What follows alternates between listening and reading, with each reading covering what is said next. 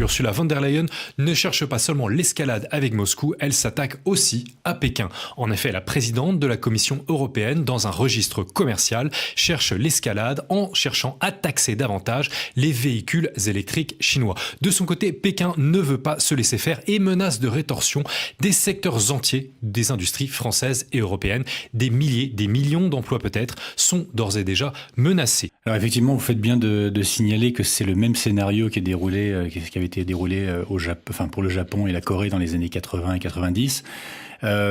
Malheureusement, la Chine ne bénéficie pas de la même mansuétude de l'Union européenne de l'époque.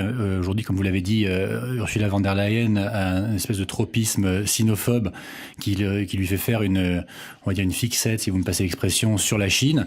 Et effectivement, on voit que les dernières négociations qui ont lieu la semaine dernière, où il y a des vraies avancées qui ont été faites du côté chinois pour essayer de faire une certaine désescalade et des accommodements. La Chine a proposé tout un tas de mesures, qui permettraient de désescalader la situation, comme des prix minimums sur les véhicules électriques qui seraient importés, ou des plafonds en nombre, sur les volumes importés. Tout ça a été balayé d'un revers de la main par la Commission européenne. Et dans un délai en plus très bref, ce qui montre que, encore une fois, l'industrie européenne du véhicule n'a pas été consultée sur la question. Parce qu'il faut bien se rappeler que l'enquête qui a été diligentée par l'Union européenne sur les constructeurs chinois de véhicules électriques, en les accusant de recevoir des subventions excessives, ce qui permettrait d'avoir des prix très bas sur le marché européen. Cette enquête n'a pas été demandée par les sociétés européennes par les fabricants de véhicules. L'Union européenne s'est auto-saisie sur la question avec une volonté d'aller vers la guerre économique.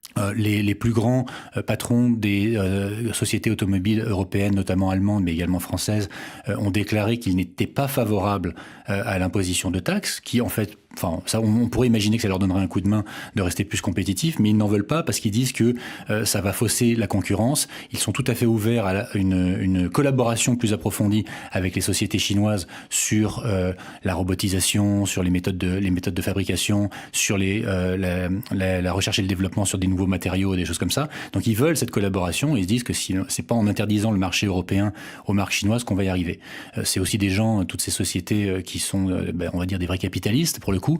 C'est pas des bureaucrates à Bruxelles. Et ce sont des gens qui savent très bien que l'arrivée d'une marque ou de marques très fortes chinoises, certes, ça représente on va dire un défi, mais c'est un défi qui est bon à long terme parce que ça va leur permettre se mettre en ordre de bataille et de décupler leurs énergies pour être compétitifs. Ce qui est exactement le cas de ce qui est arrivé en Chine. Il faut savoir que l'industrie de véhicules électriques chinois, avant que Tesla ne rentre sur le marché, était très peu compétitive, très peu intéressante. Moi, il y a 5 ans, vous m'auriez donné un véhicule électrique chinois, je l'aurais remis sur le marché le lendemain.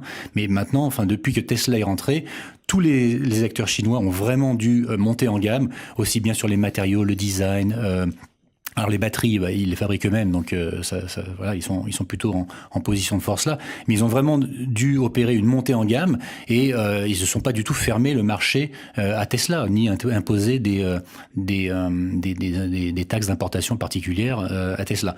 Alors le modèle allemand, il est un peu particulier, je dirais, dans le sens où le marché chinois en fait, c'est 40%, comme je le disais, des ventes des marques allemandes, mais ils ont également délocalisé une grosse partie de leur production sur un certain type de véhicules. C'est-à-dire les véhicules très haut de gamme continuent d'être faits en Allemagne et en Europe de l'Est, puis exportés vers la Chine, et puis les modèles un petit peu entrée de gamme et milieu de gamme, eux, sont faits en Chine, avec tout ce que ça implique de délocalisation et de transfert de technologie. Est-ce que c'est réplicable pour la France ? Non, je pense pas, parce que la France a un modèle industriel un petit peu différent.